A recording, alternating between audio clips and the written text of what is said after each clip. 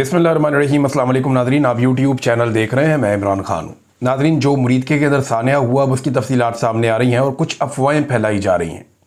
देखें, कन्फर्म इतला कोई भी नहीं है कि तहरीक लब्बैक की क़यादत के साथ बना क्या। इब्तदाई तौर पर जो इतलात आई उनमें यह कहा गया कि उनमें से एक भाई ज़ख्मी हो गया, बाद में कुछ लोगों ने कहा कि दूसरा भी ज़ख्मी हो गया, फिर ये भी बताया गया कि दोनों में से एक भाई गिरफ़्तार हो गया, फिर कुछ इतलात आई कि नहीं, दोनों भाइयों को गिरफ़्तार कर लिया गया। कुछ दावे ऐसे सामने आए कि पुलिस के पास वो नहीं है, उनको एजेंसियां उठा कर ले गई हैं, और कुछ दावे ऐसे सामने आए कि वो दोनों फ़रार हो गए हैं, वो पकड़े ही नहीं गए। अब देखें, वो एक पॉलिटिकल पार्टी है, उसके वो हेड हैं, ऐसे मुमकिन नहीं है। जिस तरह का घेरा पड़ा हुआ था वहाँ से निकल कर इस तरह जाना मुमकिन नहीं है, और वहाँ से निकल कर इतनी दूर चले जाना। अब ऐसी खबरें चलवाई जा रही हैं बाकायदा एजेंसियों की जानिब से, मीडिया पर्सनस को कह के कि आप बताएं जी वो आज़ाद कश्मीर पहुँच गए हैं या पंजाब की हदूद से बाहर निकल गए और अब वहाँ से उन्हें उठा के वापस लाया जाएगा। देखिए, ये बड़ी अजीब बात है। आज़ाद कश्मीर जाने के लिए जो रास्ते हैं उन पे बहुत सारी चेक पोस्टें हैं, ख़ास तौर पे आजकल के दिनों में तो बहुत सख्ती है। हाउ इज़ इट पॉसिबल कि वो वहाँ पहुँच गए, और जिस तरह का घेरा पड़ा हुआ था वहाँ से कोई नहीं निकल पा रहा था, ये वहाँ से कैसे निकल गए? ये वो बड़े सवालात हैं जो अब तक कुल मिला के मुझे समझ आती है बात। मुझे ऐसा लगता है कि जब अंधाधुंध गोली चलाई गई, बख्तरबंद गाड़ियाँ आई, और जब चीज़ें एकदम कंट्रोल की गई, लोगों को गलियों में धकेल दिया गया और जो मेन कंटेनर है उसको आग लगाई गई, उस वक्त कुछ लोग गिरफ्तार हुए। और जो एनी शाहिदीन है उनका कहना है कि 25 से 30 लोगों का एक गिरोह आया था और उसके बाद हमें कुछ समझ नहीं आई। अब ये अगर गिरफ्तार करके उस वक्त गायब किए गए हैं तो फिर एजेंसियों की तहवील में होने चाहिए दोनों भाई। अब मेरे ख्याल में कि ये फैसला किया गया है कि उनकी कानूनी गिरफ्तारी डाली जाए। अब दुआ मेरी ये है कि सारे सलामत हों। अगर क़यादत में से कोई शख्स जो है वो जाँ बहक हो गया तो एक नया फड्डा पाकिस्तान में पड़ जाएगा। पाकिस्तान की एजेंसियां इससे कैसे जान छुड़वाएंगी, ये एक अजीबोगरीब सिचुएशन है। अगर आज किसी को मसलियतन कोई झूठ बोलना पड़ा या अपनी किसी बात से पीछे हटना पड़ा तो तारीख बड़ी जालिम चीज़ है। कल सारी दुनिया जान लेगी, सबको पता चल जाएगा कि हकीकतन हुआ क्या था। जैसा कि अब हकायक खुलना शुरू हो गए। समा टीवी, ये अलीम खान का टीवी चैनल है। अलीम खान वो शख्स है जो प्रॉपर्टी का धंधा करता है, और इसकी एक सोसाइटी बड़ी मशहूर हुई आज से कुछ अर्सा पहले। समा टीवी भी इसका है। ये पार्क व्यू सोसाइटी, जहां पे लोगों के प्लॉट और घर सारे डूब गए। तो अलीम खान ने अचानक से अपने चैनल पे पंजाब हुकूमत का ये जो ऑपरेशन था तहरीक लब्बैक के खिलाफ, इसके हवाले से बड़ी अजीबोगरीब रिपोर्टिंग करवा दी। यानी वो चीज़ें मंजरे आम पे ले आए जो बाकी चैनल या अखबारात नहीं कर पा रहे। बड़े बड़े चैनल, बड़े बड़े एंकर वो डर रहे हैं कि यार अगर सच बोल दिया तो मुसीबत बन जाएगी। जो हमारे अपने सोर्सेज के साथ हमारे लोगों की बात हुई वो मैं आपके सामने बाद में रखता हूं, लेकिन अलीम खान का टीवी ये रिपोर्ट कर रहा है। और उन्हें ईदी आपको पता है पाकिस्तान की सबसे बड़ी जख्मियों को और लाशों को उठाने वाली सर्विस है। उनका जो इंचार्ज है उससे बात की उनके जर्नलिस्ट ने अपने प्रोग्राम में, तो बताया जनाब गवाहियां आ गई वहां से कि 150 गोलियों से जख्मी अफराद को यहां से अस्पतालों में मुंतकिल किया गया, और सिर्फ कोई 150 बंदा मुंतकिल किया गया यहां पे DHQ अस्पताल मुरीदके में, और फिर वहां से वो बंदे भिजवाए जा रहे हैं लाहौर में अस्पताल में। तो एक तो बड़ी तादाद में जो जख्मी हैं जिन्हें गोलियां लगी हैं, या टांग में, पेट पे, कमर में, रानों पे, बाजुओं में, ये वो लोग हैं, सीने में। इनमें बहुत सारों की हालत ख़राब भी है। कुछ जख्मी मामूली थे और कुछ बड़े सीरियस जख्मी थे।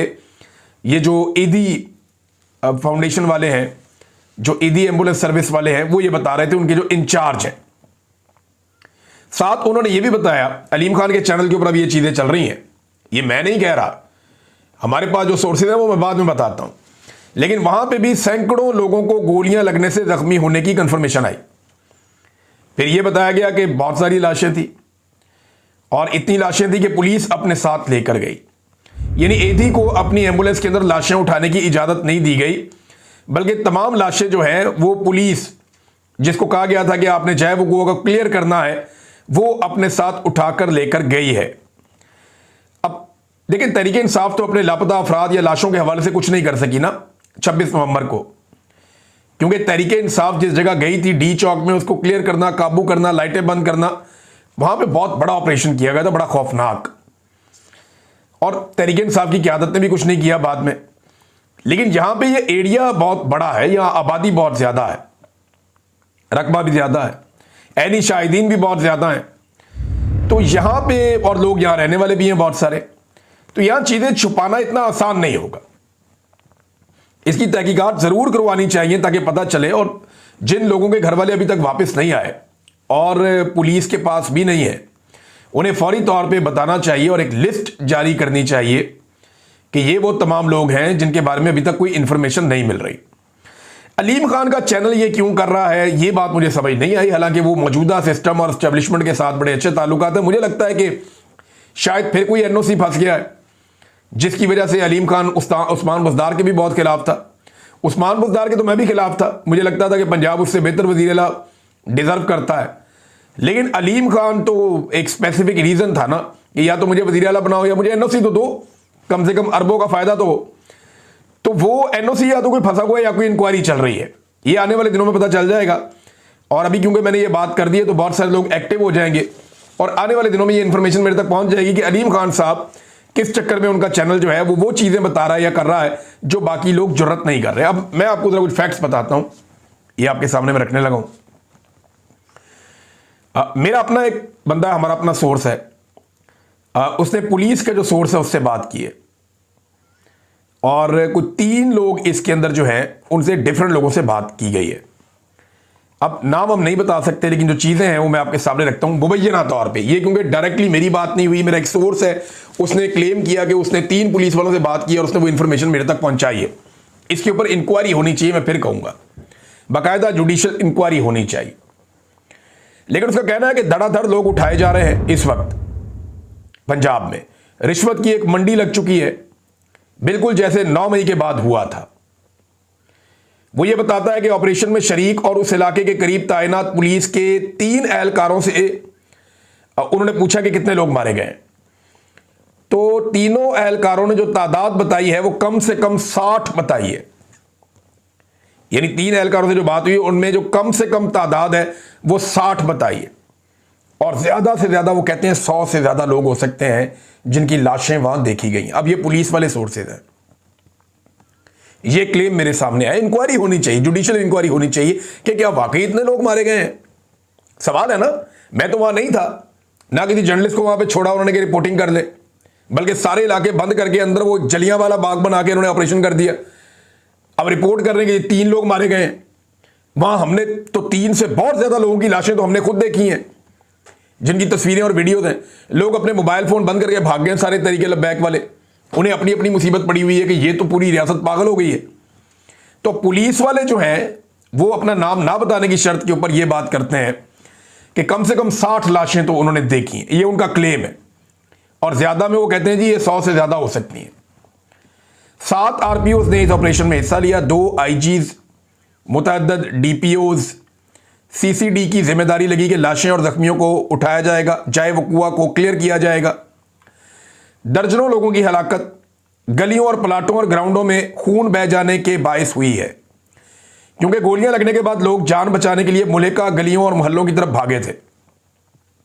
उनको उठाकर ले जाया गया था। तिब्बी इमदाद का कोई बंदोबस्त नहीं था और तिब्बी इमदाद इनको ना दी गई। पुलिस और रेंजर्स खून के निशान फॉलो करके जख्मियों और लाशों तक पहुंचती रही है। 13 अक्टूबर को ऑपरेशन होने वाला पूरा दिन और अगली रात, सारी रात 13 और 14 की जो दरमियानी रात है, और 14 अक्टूबर का पूरा दिन रेंजर्स और पुलिस पूरे इलाके में सर्च ऑपरेशन और क्लियरेंस ऑपरेशन करती रही है। इलाके में शदीद खौफ व हरास, और जिसको वो मशकूक समझते थे उसको उठा लेते थे। ये वहां हो रहा। अब पुलिस ने दोबारा दिहाड़ियां शुरू कर दी हैं, जैसे 9 मई की बात की थी। बंदा उठाया जी फिक्स कर देंगे 9 मई में, तो इतना पैसा दे दो, बंदे बेचारे पैसे देते थे। अब तहरीके लब्बैक वालों को भी ऐसे ही ब्लैकमेल किया जा रहा है। घरों में घुसकर तलाशियां हो रही हैं, सर्च ऑपरेशन हो रहे हैं। खदशा है कि जिन जख्मियों को जाए वकुआ से लाशों के हमरा उठाया गया वो भी शायद ज्यादा जिंदा नहीं है, क्योंकि वो एक ऐनी शाहिदीन है। इस किस्म की बातें भी की जा रही हैं।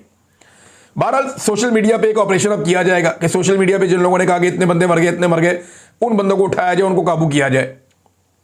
भाई इसके ऊपर एक जुडिशियल इंक्वायरी करें, जो लोगों से पूछें, लोग अपनी दरखास्तें भेजें, लोग वहां पे दरखास्तें भेजें कि जनाब मेरा ये प्यारा ये गया था धरने वाली जगह पे, अभी तक वापस नहीं आया। तो जुडिशियल कमीशन जो है वो चेक करे तमाम इदारों के पास कि वो किसी की हिरासत में है। अगर वो किसी की हिरासत में नहीं है तो फिर बंदा कहां गया। ये इस तरह पता चलेगा कि बंदे किधर गए। इसके ऊपर ये मट्टी डालने के चक्कर में है कि सारे मामले को छुपा ले, बच जाने वाले सपोर्टर है वो सारे गायब हैं। अब ये चीजें मैं आपके सामने रख रहा हूं और इस वक्त भी टीवी पे खबरें चलाई जा रही हैं कि जल्द पकड़ लिया जाएगा रिजवी बरादरान को, और मेरी इतला के मुताबिक पकड़ा नहीं जाएगा, गिरफ्तारी डाल दी जाएगी जैसे नॉर्मली होता है, जो इंतजार पंजूता के साथ हमारे साथ माजी में अगर ये ना हुआ होता ना पाकिस्तानियों के साथ, तो हम कहते कि शायद, अब हम इतने यकीन से पता क्यों कहते हैं, क्योंकि ये बार बार हुआ है ऐबद दुरानी के भाइयों के साथ, ये इंतजार पंजूता साहब के साथ और बेशुमार लोगों के साथ बार बार ये किया गया कि जनाब ये पुलिस ने बरामद कर दिया जी, बंदा आ गया वापस, ये जी बंदा शुमाली इलाका जहां चला गया था वापस आ गया जी। अब इन्हें कश्मीर के खाते में डालने की कोशिश की जा रही है अपने बंदों के जरिए से, लेकिन ये ऐसा होना नहीं है। खबरें चलवाई जा रही हैं इस हवाले से। इमरान खान साहब का स्टेटमेंट है नादरीन, ये स्टेटमेंट मैं आपके सामने रख देता हूं, बल्कि एक चीज और बताता हूं कि साद रिजवी के घर से भारतीय करेंसी भी बरामद हो गई। ये साद रिजवी के घर से ना रॉकेट लॉन्चर भी मिलेंगे, इसके घर से जो है खुद कुछ जैकेटें भी मिलेंगी, इसके घर से अब जो है ना वो आपको एटम बम की यूरेनियम भी मिलेगी, इसके घर से आपको बड़ी अजीब अजीब चीजें मिलेंगी। ये पुराना खेल है पाकिस्तान में। जिनापुर के नक्शे मिल गए थे, याद है आपको, एमक्यूएम के दफ्तरों से, कि जनाब वो एक नया मुल्क बनाने जा रहे थे, जिनापुर अलग करने जा रहे थे। आज तक कोई सबूत ही नहीं है। आपको याद है, ये अक्सर ऐसे करते हैं, जब भी किसी के खिलाफ हो जाते हैं तो उसके घर से हर चीज मिल जाती है।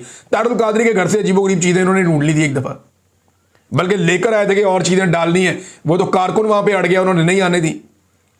तो ये रियासत का तरीका है, वारदात है, जिसको काबू करना हो वही हथियार इन्होंने इमरान खान के घर से पकड़े थे, वही हथियार इन्होंने तस्वीर निकाल के लगा दी कि ये साद रिजवी के घर से पकड़े गए। अंदाजा करें आप इनकी बेशर्मी का। इमरान खान साहब का स्टेटमेंट है, पहले वो स्टेटमेंट मैं आपको सुना दूं, फिर उसके बाद आगे बढ़ते हैं, चीजें आपको बताता हूं मैं। इमरान खान ने कहा, खैबर पख्तूनख्वा हुकूमत में तब्दीली का अमल ऐसन तरीके से मुकम्मल होने पर अपने तमाम मेंबरान असम्बली को मुबारकबाद पेश करता हूं।